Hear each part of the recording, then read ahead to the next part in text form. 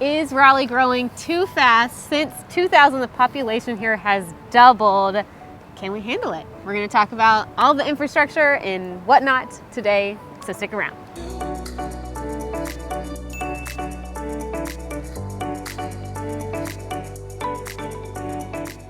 All right, so we're going to split the video up into 4 sections. We're going to talk about the highway infrastructure, the airports, the schools, and the housing. And honestly, 2 of these, I think our area does pretty well in handling the growth in. 2 of these, I do not think we're handling the growth well in. So we're going to kick it off with the ones that we think the growth is being handled well in. It's kind of like a compliment sandwich. We're going to start with the good, and then we're going to end with the bad. So part of the good, I think, is our highway infrastructure. If you're a local, you are probably going to have some pushback on this, but in general, when you talk, everybody's gonna flood to the comments. Yeah. But in general, when you talk to folks who are not from this area, you know, who are from larger, more densely populated areas, and their experience on the highways, you're talking about driving, 10 miles and taking an hour and a half or something like that. Our area is not like that. And you've got a lot of highway projects in the area that have eased some of the pain or are going to ease some of the pain. So some of those are the southern portion of Interstate 540 being complete, which part of it will be complete next year in 2024. The other part will be complete by 2028. You have Interstate 40, the southeast corridor from Raleigh down to Clayton. Honestly, that section now feels like you're driving through Atlanta. I mean, it's so wide, there's so many lanes, and that's freed up a lot of congestion. So there's all of these road projects that are going on that I think are really helping ease some of the congestion. On the flip side of that, I feel like when I was mentioning people are gonna flood to the comments, when you've lived here for a long time and you see a lot of these projects that Zach was talking about, like the 40 Southeast Corridor, 540, they just added that 885 section in Durham, that kind of connects like the Durham Freeway into Highway 70, which has been really helpful. But when all of that construction was going on, it was really difficult to get around, and it's always hard to drive through construction. So that does kind of, it's a little unpredictable and can slow things down. But why we are saying it's not a bad thing in the area is that there's things being done about it. There are, of course, going to be areas in the triangle, not talking about highways, but like smaller road systems that, aren't really going to keep up with the demand of how many, neighborhoods are coming in. And a lot of the neighborhoods coming in have a lot of housing on them, and they might only be on like a 2-way road. And so, you see some that of in that like you're going to areas still like see. Wake Forest and Holly Springs, like you feel that congestion. Right. There. And you can tell like, oh, this was never initially planned to have this many people, right? So there's some things like in those areas where, the traffic's not great, but when we're just kind of focusing on highway traffic right now. And I think that the projects that are happening have really started to help alleviate some of that, or are going to continue to alleviate it in the future. We just have to get through the pain of them being completed. Exactly. So that kind of leads into other transportation, airport. Airport. Our airport, the other positive. The other positive in our area. So I think, traveling, our airport is not bad. It's, I've never had to wait a super long time. And, you have your days, of course, but in general, compared to other airports that I've traveled in and out of, it never feels overly crowded or congested at RDU, which is really nice. It's really, I think the airport in general has kept up with the growth of the area. So it actually, what was the statistic? It was the fastest growing airport in the country last year, right?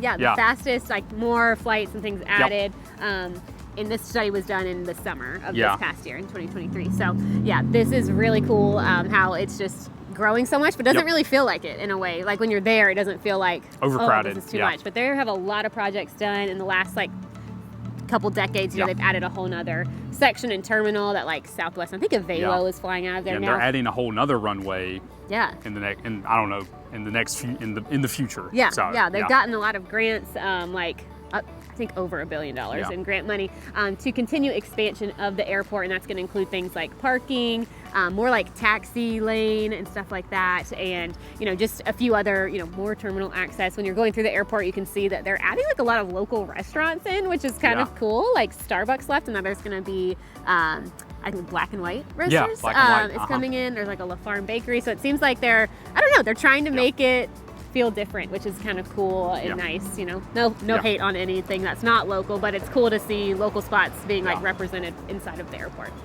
All right, so now to the categories where our area is not doing as well, keeping up with the population growth. The first one that we're going to talk about is schools. I feel like schools is that is the topic when it comes to area growth. So Wake County, really just talking about Wake County specifically here. Wake County has about 24 schools that are capped. Capped essentially means they're too crowded for new students to come into. That is a relatively small number when you look at how many schools are in Wake County. There's like 160 schools within. 193, I think. 193. Yeah. Anyway, Something like that. I thought it was 160, but Yeah. roughly somewhere in that region within Wake County schools. So 24 is not a massive number, but still it impacts a lot, especially on the western side of Wake County. So areas like Cary and Apex, those are going to be your heavily impacted areas. But the school system just has not kept up with the population growth. They're not able to build schools quick enough. And part of the problems that come with that also are redistricting. So you have schools that are overcrowded, redistricting is a part of that. And so obviously redistricting happens everywhere. It happened in my small, tiny town I grew up in North Carolina, and caused an uproar, and it does here as well. And so, but there's just consistent problems when it comes to the school systems. Yeah, for sure. It's hard to keep up because, you know, this costs a lot of money to build a new school, acquire the land. It's very expensive. And so for the county to come in and be able to do all that, it's just a long timeline of a project. There are a lot of new schools slated to be built, but, you know, it just takes a long time. So there's 11 schools in the next 7 years that are slated to be built. But I mean, 7 years, it's a long period of time, and you're constantly playing catch up, essentially. Yeah, and when you're talking about 7 years of a child's life, they're going to be out of the school that you're talking about by then. So, you know, it is tricky and challenging because, you know, the school that you might be assigned to for your like mailing address could be capped, like Zach said, and then you're sent to another school that might actually be further away from your house, or if spots open back up at the school you were originally for, you might have an option to go back, or maybe the busing isn't included with that. So there are some like strange little things about that, and then just how complicated it is with just, those are just your traditional schools, and then it's so common here to also be enrolled in like magnet and charter schools and things of that nature too, and it just kind of adds another layer of complication to it for people moving in that aren't familiar with it. Yeah. If schools are a big deal to you, and to a lot of folks we talk to that are moving into the area, they are. We do have a contact that we're happy to provide with you, so feel free to reach out to us for that contact. She is a school consultant. This area, schools are so complex here that is literally a thing that exists. There are school consultants to help you walk through those decisions, school districts, all that kind of stuff. But it is when you look at the growth of the area, we are outpacing how many schools can be built, and that's an issue. So.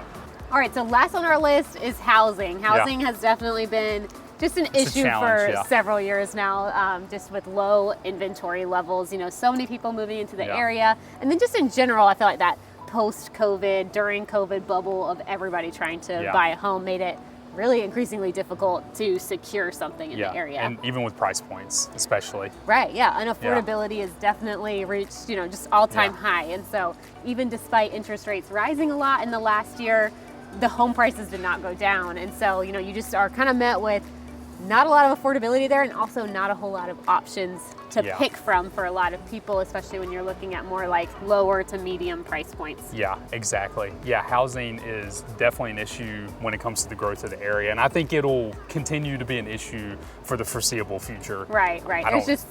There's only so much land to be developed. So when you're looking at the new construction options to continue developing more units, you're really looking more at areas outside of Raleigh itself to get that, or if it is maybe in the city, it's mainly just townhomes at this point. Exactly. So to get like single family homes, people are having to go onto the outskirts more, or continue to buy resale but be met with just not having a whole lot of options to choose from. On the other end of that, with rentals in the last year, I thought it was interesting. Raleigh actually built the 12th most apartments of anywhere in the country. So I feel like from a rental perspective, we have a lot of options that are opening up, and you can feel it when I'm driving around. I feel like it's like they're everywhere. These modern looking apartments everywhere. So that's definitely coming to, I feel like that is definitely alleviated, but from the home ownership side, not so much. I think in general though, I would rather have problems that come with growth than problems that come with decline, and we're really fortunate enough to live in an area where there's enormous growth, and growth that will come for the foreseeable future, and I think that's a really awesome thing. But anyway, I'm Zach. It's my beautiful wife Cindy. We're a couple of real estate agents in the area, so if you're looking to buy or sell, we'd love to be your real estate resource of choice. You can find our contact info below, and you can reach out to us on Instagram as well. We'd love to have you follow along on Instagram at the Honeycutt Realtors. We'd love to see you over there, or at our website honeycutteam.com, and we will see you next week. See you next time.